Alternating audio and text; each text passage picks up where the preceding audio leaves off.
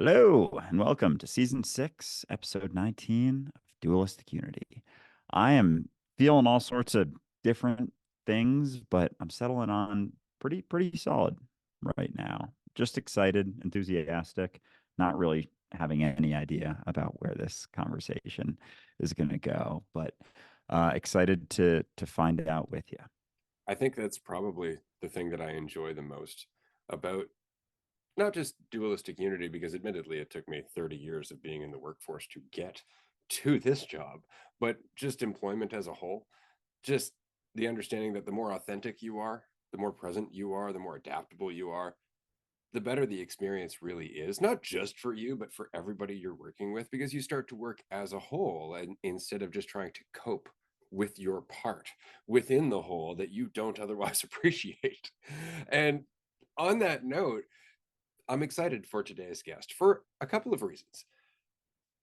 The first is I had no idea who this person was until she reached out to me and said, "Hey, I really like your podcast, and I think I would be an awesome guest to be on your podcast." And so I went and checked out what it is she does. And indeed, she will be an awesome guest to be on this podcast. We are joined today by Stephanie Coradin. And Stephanie has 18 years, almost 2 decades of experience in coaching and training in both hospitality and in governmental services. A lot of experience, a lot of wisdom, more importantly, a lot of contact with a lot of human beings. And so this is going to be a very interesting conversation.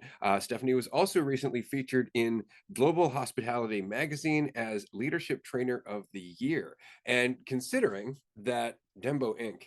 is focused on the recognition that great service is often the result of empowered employees who feel valued and trusted, I am very curious to find out where that insight came from, first of all, because obviously, with all of that experience, there has to be some good story behind people are important. And I know people are important, as well as how it is you implement that in Dembo Inc. So, Stephanie, welcome. Thank you so much for joining us. If you'd like to tell us and our listeners a little bit about yourself and your origin story as it is, thank you so much. Thank you so much for having me, Ray, Andrew. I am excited to be here with you all. And just to start, like you said, people are important. And the more we acknowledge that, the better it is for everybody. But in origin story, I started in hospitality when I was 17, where the guest is king, right? Or queen. But that's where I started. I worked my way up from I started as a server, became a bartender as soon as I hit 18, got my liquor license, became a bartender. So I was like unofficial therapist, right? For a while there. And I got into hotels. I worked front desk to start, and then I worked all the way up into learning and development. And my last position in corporate was as director of learning and development. But in between all of that, I had the brilliant idea that I would go into psychology. I went and got my master's degree in mental health counseling. And the reason I always mention that is because those two, between my business acumen, my MBA, I also have a master's degree in business administration, and mental health counseling, I brought those two together. And that's when I realized, dun dun dun, if we treat people better, they will definitely take ownership of their jobs, right? So mind blowing. So that's where I would say that's the basis of all of my work. I started to stop the cookie cutter trainings and just basically learn about people and where we are, because different things happen in different environments. And so the environment counts for how you train people and what they expect from that training. And just off the bat, I'll start by saying it's not always about the money. So I'll leave it at that and we can start from there. That is incredible. And it sounds like you really value the ability to be fluid and I get to know, as you said, the people as opposed to so much the overarching organization. I'm super curious because I know you've worked with Department of Justice and Homeland Security before and certain organizations that I don't know, maybe it's my own sort of generalization about them, but they don't seem as fluid. They seem very, very structured. A lot of governmental agencies are very, very rigid and structured. And so I'm just, I guess, curious how, if you shift, your interactions with them, knowing that there's a little bit more desire to be in control in those situations, and how it plays into the person to person sort of interactions while having to maybe follow more quote unquote rules Oh, in sure, those definitely. organizations. Yes, and you're 100% correct. They are more strict. There are more boundaries. They are a little bit more rigid for obvious reasons, right? But one thing that I always start with, even when I go into, let's say, Homeland Security, is that once you are transparent, so people like to know why they're doing something. It's not about what they're doing. Like you may tell somebody, hey, you have to fix the bed every morning. And that's a very basic, simple thing, right? But if you tell them why they should fix the bed every morning, you'll find that obviously there's always going to be the outliers that still won't fix the bed, but most people will understand and they'll buy in to fixing the bed every morning because there's a reason behind it and there's like it makes sense to them, right? And that's where when I go into places, and believe it or not, some hotels are actually very rigid as well. But when I go into places where there are like strict rules and strict policies, making it more transparent, because that's one of the things that the people that came before us, I guess I should say, they weren't that transparent. They didn't understand that if you tell people more, then they'll do more for you, right? It was more do as I say, not as I do. I'm paying you to do a job, just do the job and move forward, right? So what I've learned and trained and helped people understand is that if you're explaining to people what they're doing and how they're doing it and why they're doing it, you get a buy-in. It's as simple as that. See, I love the fact that what you're saying is essentially that you should become kind of emotionally invested in the people around you. Like you should recognize you have an influence on them and that they feel things like you do. And it just sounds so very simple, but most people they shy away from that because that sounds very complicated. It sounds very messy.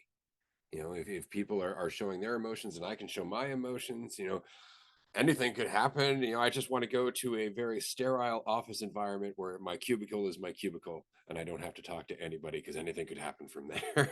Right.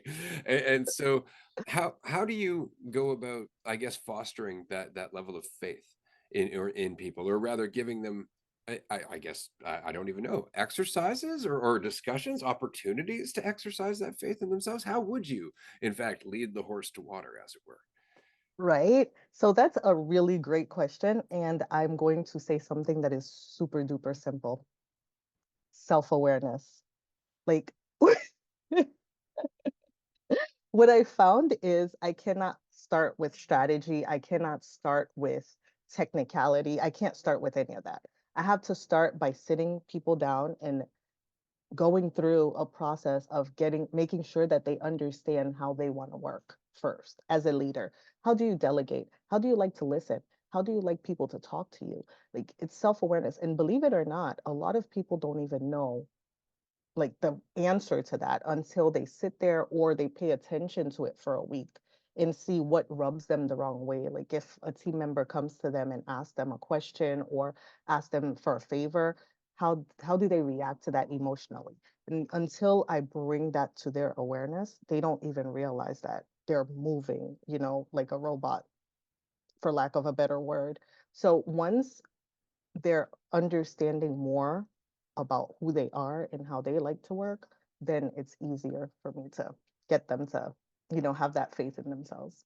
Wow. And so much of that is responsibility, right? Like, because I've had bosses in the past where, they have certain blow ups, and if they're not willing to be self-aware, to take in that, like, oh, this crazy reaction, my anger is counteracting something else. Like, it isn't about my employees necessarily. Like, it's coming from me, but a lot of people want to assume, and then they'll complain. It's like, oh, my employees, they're doing all this, and it's like, yeah, maybe there's something there, but where is their stuff coming from? And so is that process of helping someone become more self-aware, especially someone who's maybe almost like built a lot of trust in themselves, a higher up, like a CEO, for example, in the way that they've done things while sort of avoiding certain tendencies, like their way has worked.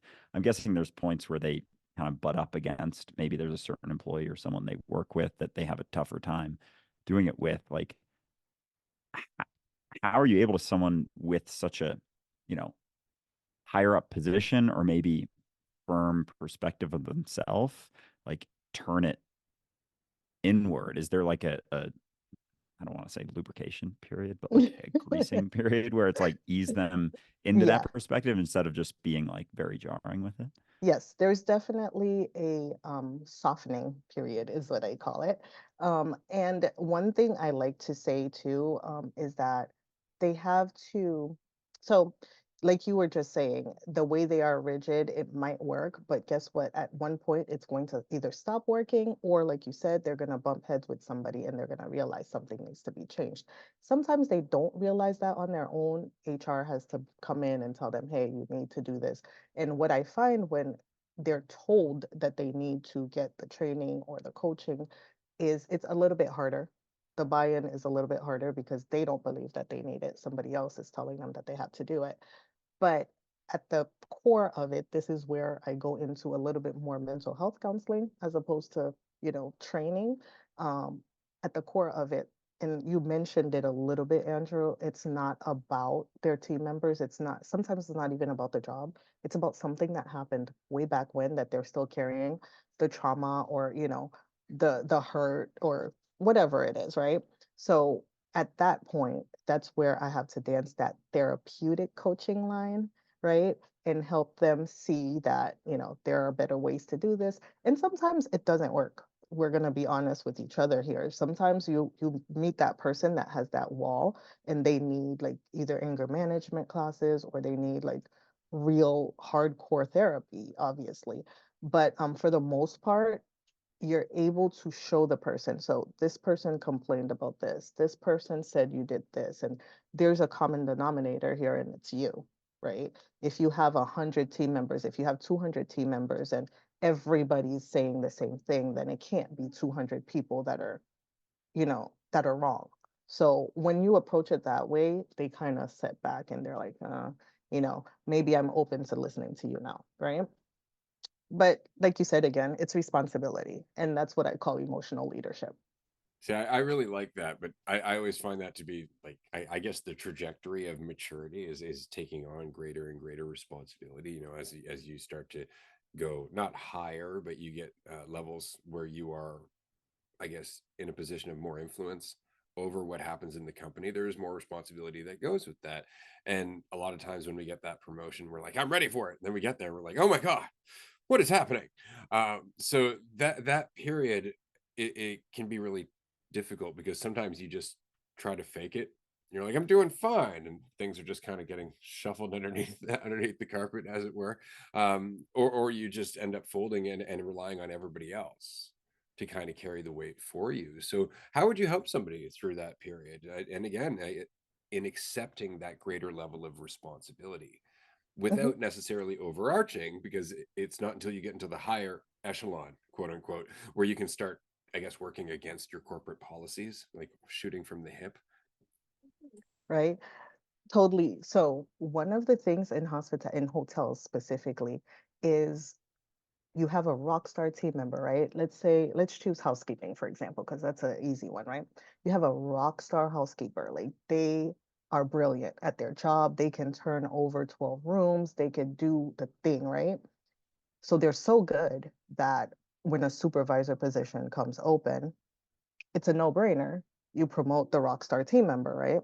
But that rockstar team member knows how to fix rooms. They do not know how to manage people. And that's exactly what you were just talking about right there. And so that's something, and the reason I take hospitality as an example, hotels as an example, is because it happens a whole lot. Like this is something that happens almost on a monthly basis where somebody's set up for failure. And it's not on purpose, obviously. They promote the person because they're so good at their job, but they have no leadership skills. they don't know how to do any of it, right? So that is one of the things that I work with people a lot on. So it's gonna have to go back to the basics. Like you're literally teaching them how to walk again, right? Because they know how to do the job. You know, hard skills, the technical skills are fine, but now you're teaching them soft skills. And that could be some ego trip, like a ego, like they're hurt because, hey, I know how to do this job, and now you're telling me I have to start all over with, you know, these little things like you should smile and you should talk to your team and all of that, especially if it's somebody that's been there a long time and the team is their friends. So that's another, you know, bump there. There's a conflict of interest where they don't know if they should, you know, manage that person or be buddies with that person. So that's like leadership, foundational leadership, like leadership 101. And that's where I would start with a person like that.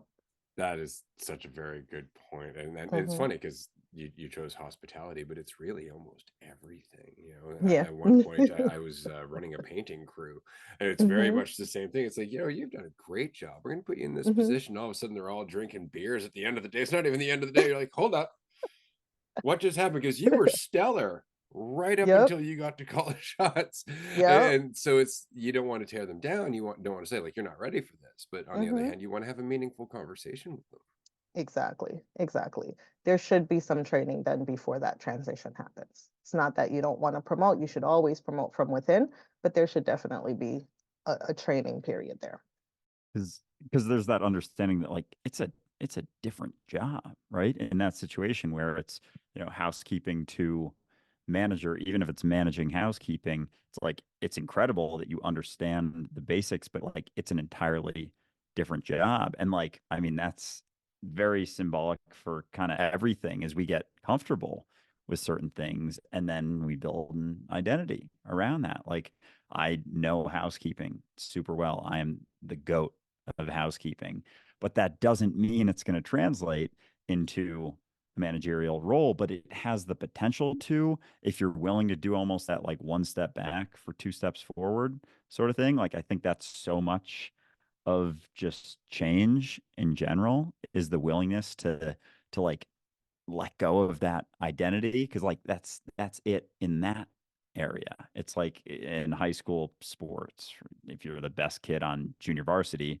you feel really good about yourself, but you have less context. It's like you're good within your sort of tunnel vision, and then you go to varsity or you go to college or you go to professional or whatever, and that awareness sort of expands. And if you're still holding on to like me feeling good because I'm the best on this team or I'm the best housekeeper, there's going to be a conflict right there because you're not the best anymore. So it's like, and that's to your point about self-awareness, like not holding on so much to those things, thinking that like that means something about you is probably vital in the workforce, just in general with shifts. So does that is that sometimes a priority? Is just like that sort of, I guess, one step back for two steps forward, or just a willingness to question what you think you're pulling from a certain title or role, as opposed to like, and how much that's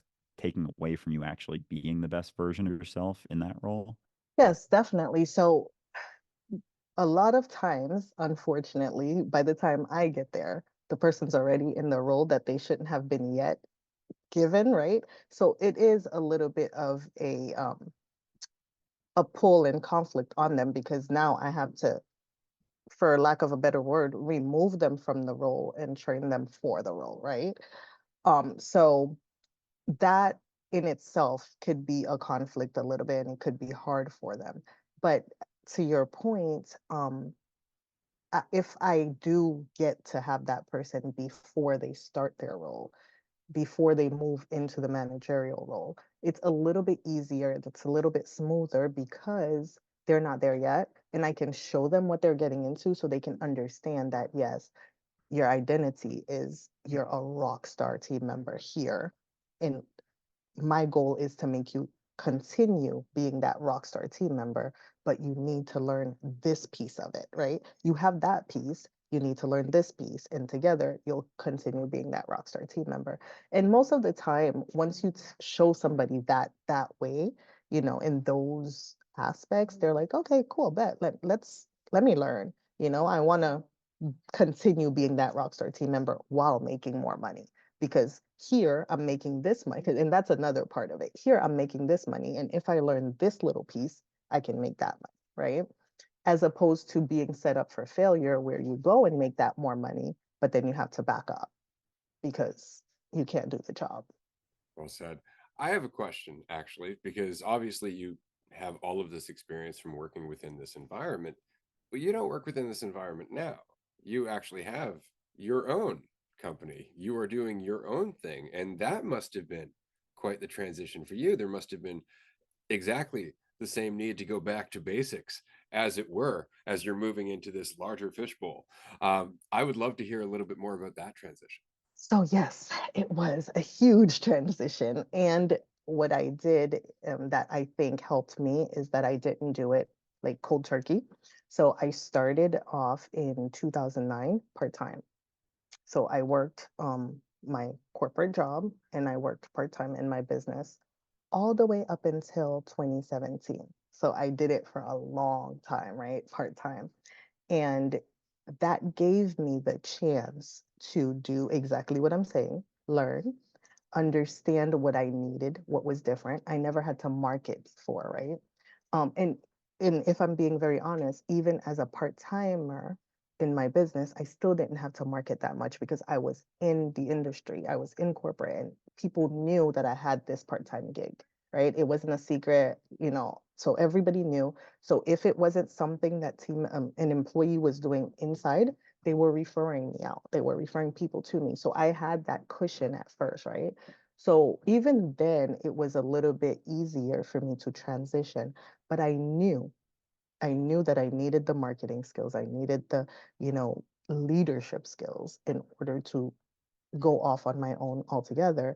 And that's what I did. I got my own coach. I even got to know my own therapist, because this was, crazy, moving from having a steady paycheck to, you know, figuring it out, right?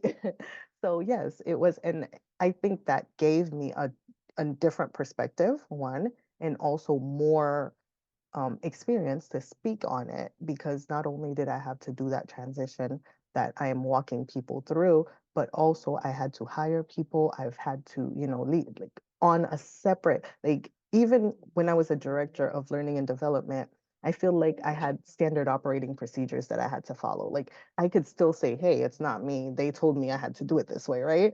But now I was they.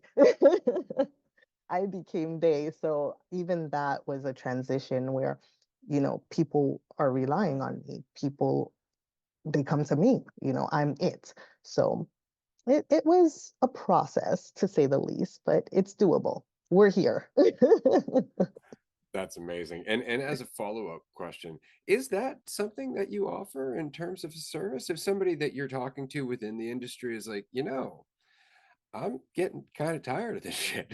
I'd like to work for myself. And in that situation, just because of again your own journey and how much you obviously love what you do, would you find yourself a little biased? Would you find yourself a little bit leaning towards like, yeah, jump ship, man, do it. It's worth it, do it. Or would you be more along the lines of like, take your time, take it slow? So I have done both, right? Depending on the person, right? I've done the, hey, it's time. You need to just jump ship and do what you got to do. But also I've done the other side of, I think you need to stay put, start slow, look at test your waters, see what you want to do. And the reason I say I've done both is because I've seen people who are ready. They're like, this is what I want to do. This is what I can set up, and da da da. So those people, they're more assertive, they're ready to take the risk, they know what's happening, they've done the research, as opposed to people who are like, I'm just tired of this. I think I want to go on my own, but they have no idea what business is, right? So I like to tell them like, this is harder than working at a, regular 9 to 5 job. This is something where you don't have anybody holding your hand. Nobody's going to tell you that you have to be at work at a certain time or you have to leave. So you can do whatever you want.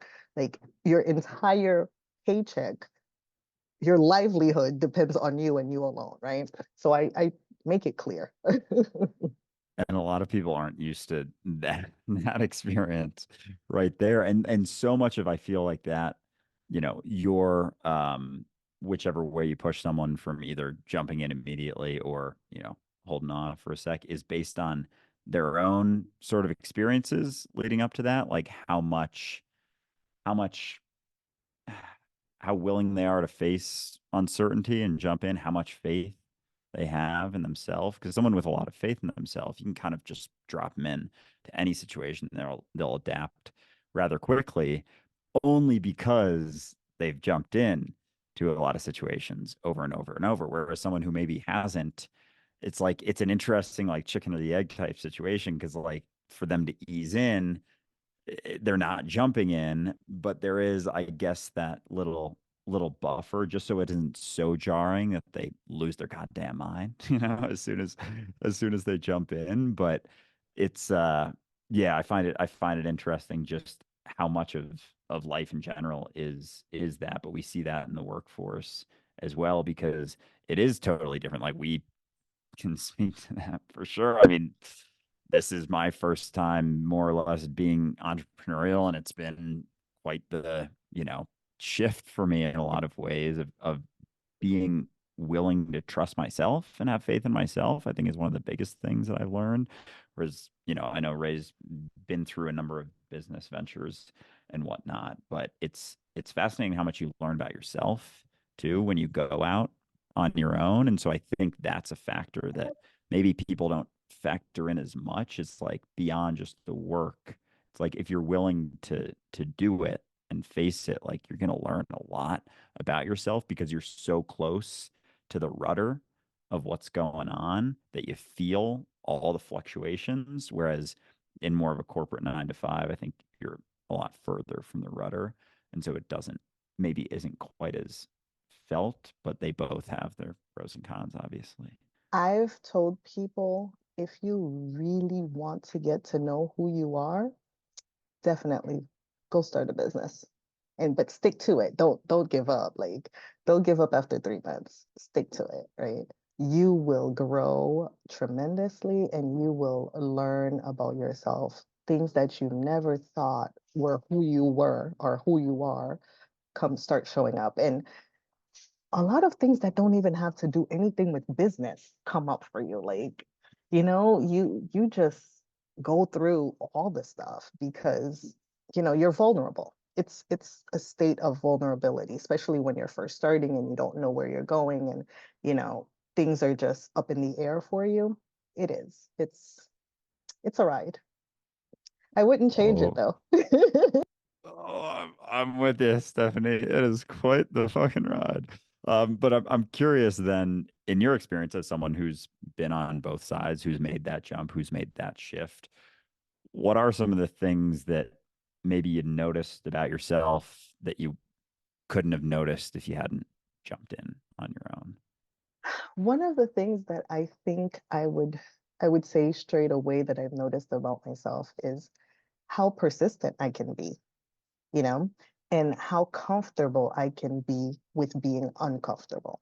So for a long time, I didn't think I can get uncomfortable and be okay with it, like and not panic. I don't know if you guys have read that far back, but I have bad anxiety, like anxiety through the roof, right?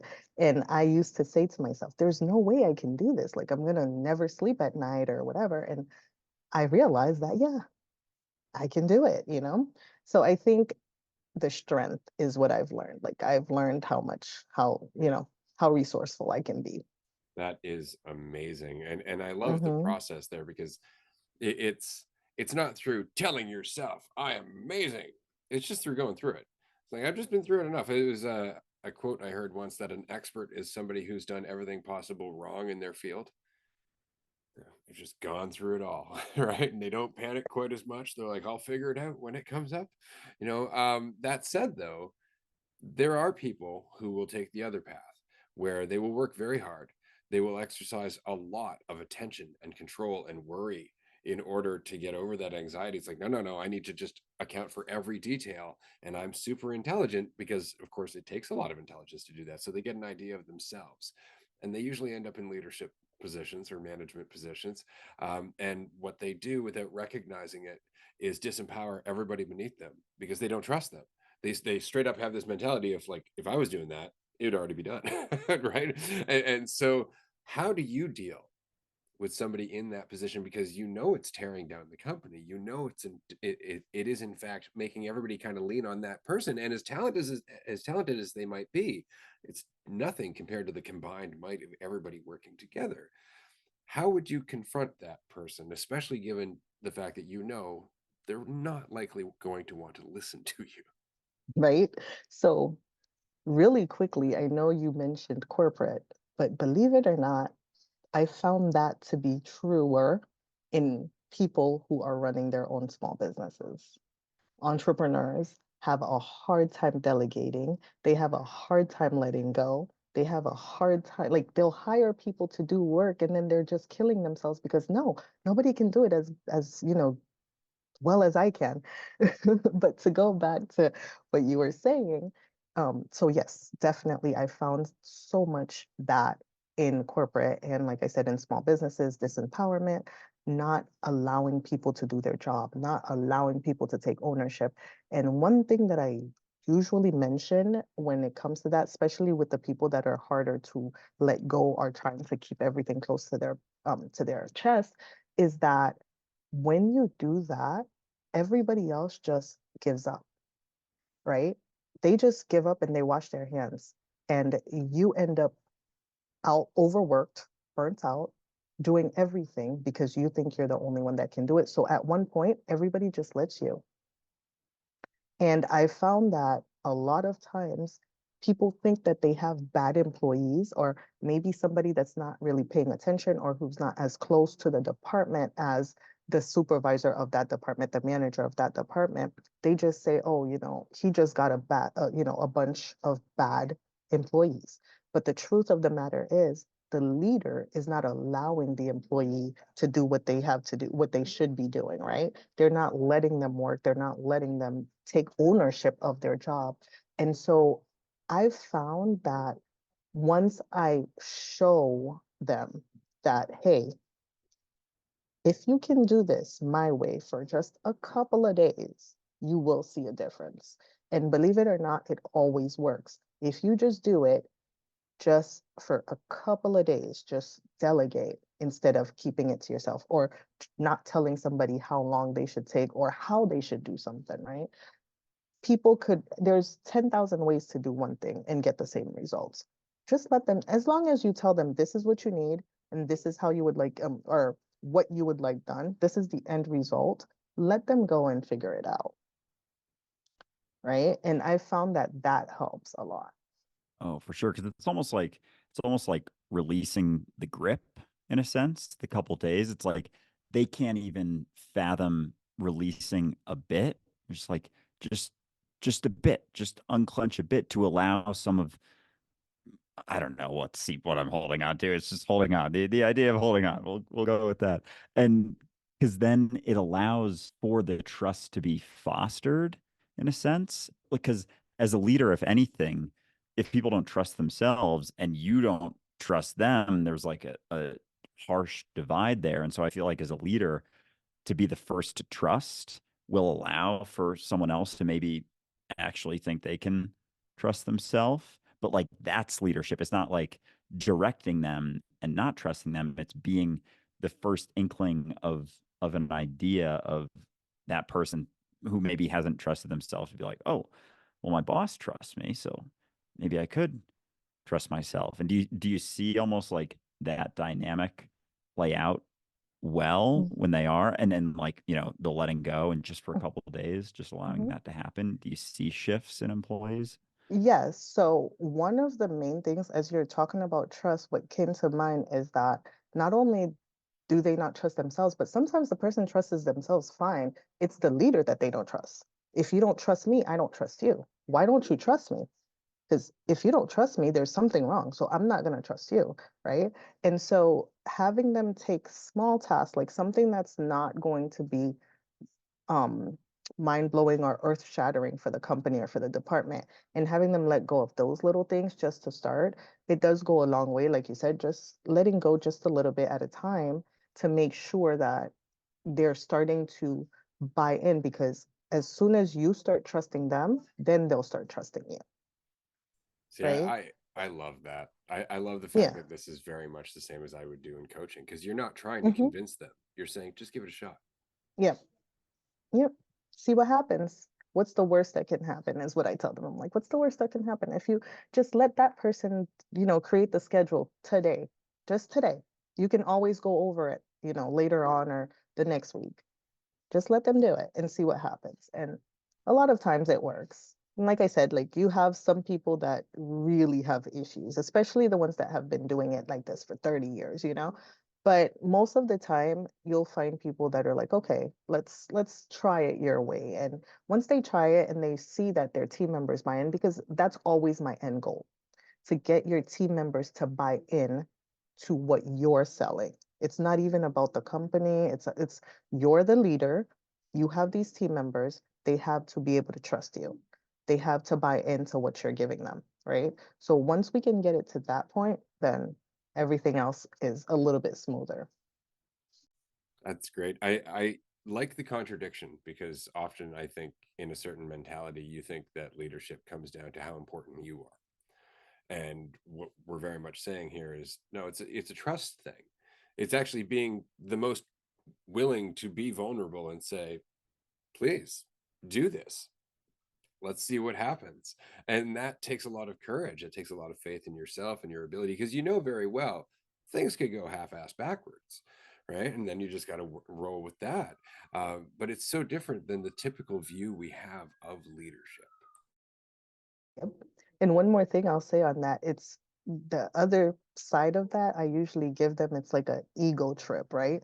Like, so you hired that person. Are you a bad manager? Like, do you not trust your ability to hire somebody or to read a person? You hired them. So now let them do the job you hired them for, right? Because if they're not good enough for the job and you're the one who hired them, what does that say about you? It's a little bit of reverse psychology, but it works. Oh yeah. Well done. Flip it back. Show them that mirror. It's like it's not them. It's not them. But it's interesting because like in the dynamics of a lot of the hierarchical, 9 to 5 sort of situations, there's a sense of more importance, the higher you go up.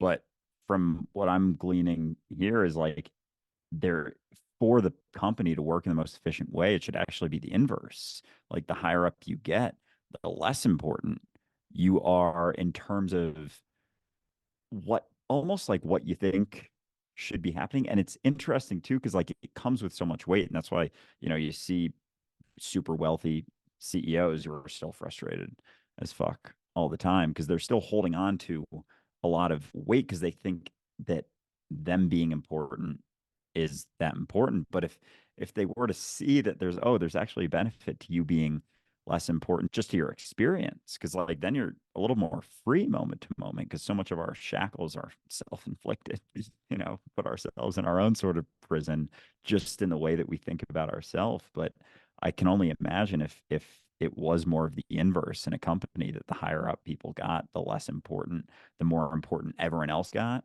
to them, the less important they got to themselves. There would be a sort of seamlessness and efficiency to how a company works. And so I'm curious, like, if you've seen examples of that in corporations that have ended up working out super well, and also on the flip side, if you've seen corporations where it's like totally the opposite, and it's really tough to get someone higher up to let go of how important they think they are. Yes, I've seen both. So I don't know if you've all heard of Sandos, the resorts. They're all over the islands and stuff like that. So Sandals is a conglomerate now. It's sandals, it's beaches. They also have like Starbucks in Atlanta, but most of their resorts are in islands. Like they started in Jamaica and they have them in the Bahamas, Barbados, like they're everywhere. But it's a big company and they're headquartered in Atlanta. And Adam Stewart is the CEO, chairman. He's the main guy, and he's one of those people that we can set that example that we can say is um he believes that he's the less important one and everybody else under him is more important. And that has worked awesome for him. Like his team members are super happy no matter where you go or what interview you do. Like it's almost kind of like they're programmed to that's how they like you. I rarely hear so many people talk so great about a company, right? And it's because he like boots on the ground, he's here, he's there, but he also listens to the people who are actually doing the job. And that's another thing that I always say. Like, you're all the way up here, so far removed. Yes, you're doing the bird's eye view, you're doing the strategies and making sure that the whole company stays afloat. But the little day-to-day details, you have no idea what's happening, right? So you have to listen to those people who are in the day-to-day so that you can get more perspective. So in the flip side of that, of companies that are very rigid and don't want, like they think they're the most important and don't want to let go, what happens is not only are they overworked, burnt out, but their team members, everybody in the company is overworked, burned out, unhappy. They're just going in, clocking in. And I guess that's where silent quitting kind of comes in. Like they're like, okay, I'm here for 9 to 5. I'm just going to come here, do this job because I don't have a choice and I'm going to leave. Right. And that is something that we see a lot of, especially these days.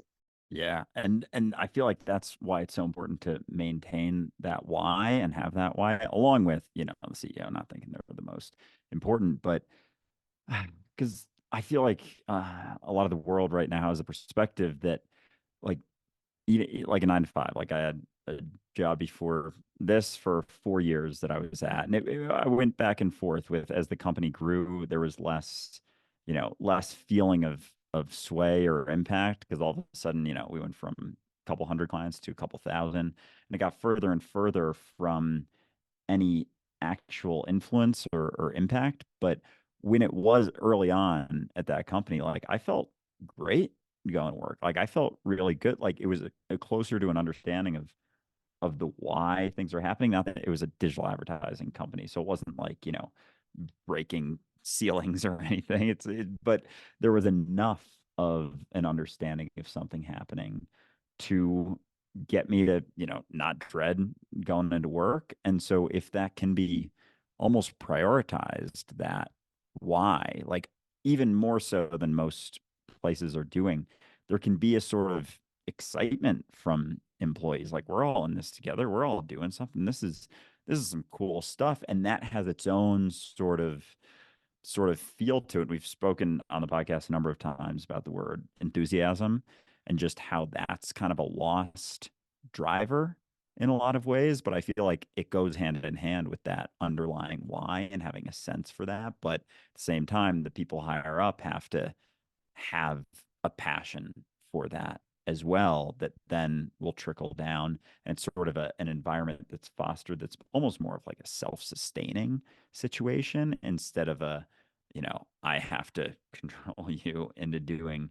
these things. But it has to do, with letting go in a lot of ways instead of feeling like you got to stay in control. I totally agree. One of the things that I've realized is that some of these companies will go in to whatever that they're doing, like you said, a digital marketing agency, for example, will go into it with all of the enthusiasm in the world. Like it's a small group, everybody has ownership, everybody's ready, you're fired up. Like you guys even have sometimes these, weekly or daily stand-ups where everybody is together for a little while, even in a remote environment. But then after a few years, the company is growing into millions, into whatever it is, and there's not that time anymore. And it becomes like instead of you selling what you started initially selling, so in this case, it would be maybe digital marketing, you start feeling like you're just signing contracts, right? You're just selling, getting that next, acquiring that next customer, acquiring that next customer. That's all you're doing. And nobody is there to, hype it up or, and even if they're there to hype it up, it becomes kind of artificial, for lack of a better word, right? And you lose the point, the main reason you started doing this. And it doesn't have to be something that's earth shattering. As long as you're helping another business make money, then that should be exciting, right? But in a way, they kind of turn it into something that's so robotic and something that you're just doing. Hey, I'm paying you. You need to just do this type of thing. And it's because, yep, yeah, it becomes that this like just plain, I'm going to make ads and you're going to give me a check, right? So in their defense, it just becomes too much for them a lot of times where they don't know where to go when they get to a certain level, and it pretty much crashes and burns. And even though it doesn't look like it crashes and burns, that's what's happening, right? And that's when the company just becomes, oh my God, I'm just gonna go in, work my 9 to 5, 5:01, I'm out, right? I'm not staying till 5:10. I don't care if they can pay me overtime. I don't want to be there past whatever time that I have to be there. And that's where, it's downhill from there. Well, that's really interesting. And it's a question that I've gotten quite a few times over my time in life coaching is, what do I do about a job I don't like? And I've often said, well, there's a number of things you could leave, right? But that's not going to change possibly why you don't like your job. And it may not be the job. It may have nothing to do with the job and everything to do with how you look at the job, why you think you're doing the job, which may not even be the reason you're doing the job. It's funny. I've talked to people. They're like, well, no, I got into this job for this and this and this and this reason. And it's like, right now, if you didn't have it, you wouldn't have a roof or water or food well, yeah. And you wouldn't be able to go out. Well, yeah. So are you really doing it for that reason? Or are you doing it to be able to sustain your life? And all of a sudden they're like, oh yeah, I guess I'm choosing to be here. It's like, ha ha ha, you were choosing to be here. Now, what kind of ripple are you making where you are, right? Because up until now you've kind of been a whiny little bitch about it, right? And now you actually get to be in there enjoying yourself. But I have to ask, especially before we wrap up here shortly, everything that we've been talking about here on the corporate level and the entrepreneurial level, in terms of just being open, being vulnerable, actually having a conversation rather than just passing someone a memo and trusting it will get the message across because they've received a paycheck this month. Just actually talking to them like human beings. This is all stuff that translates into everything else that we do. Like if you're going to the grocery store and you're talking to the person across from you who's ringing your groceries through, there's a conversation you could have there rather than just expecting them to ring your groceries through. You could actually have a conversation, and just in your mentality alone, you're changing the organism, you're changing the structure that we call society rather than just the corporation that we work within. So it's just envisioning yourself within a slightly larger machine. So that said, how much do you find yourself doing that in your day-to-day interactions with friends and family where they're taking shit seriously and you're like, have you thought about it this way? I do that a lot. Guilty. I do. So I'm the one in my regular day to day that's like, and I have to say, I'm not into just pushing positivity on people, like getting it to a point where it's toxic positivity. But also, I am the one that says, hey, we can look at it this way, or we can look at it that way. Which one works best, right? Which one is beneficial? Let's go with the beneficial one. And I'm also one that likes a solution because I'm like, yo, you've been talking about this for 2 weeks now. Like, what are we gonna do to fix it? Because if there's not something to fix it, then you can either accept it or we can move on. But we can't just stay stuck in this, right?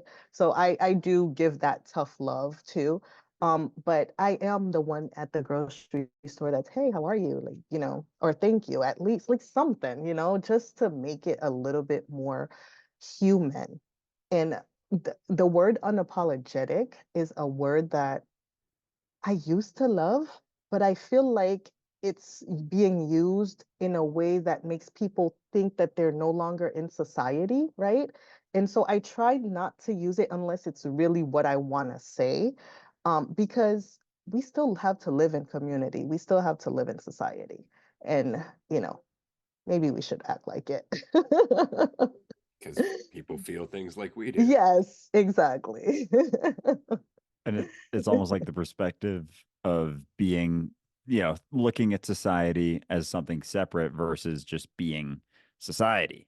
There's a difference in the value, I guess, the attention that you pay each situation. It isn't like this sort of cerebral thing. It's like, oh, society isn't separate from me, so society is kind of reflective of me, and so every interaction that I have can have some, even if it's, seems unnoticeable, there's going to be ripples sent, and there's a beauty in that. My last question, this might not be something that you think about that much, but I'm curious. There's been a lot of shifts in the working world the last couple years from, more in person 9 to 5 type situations to more at home work and back and forth.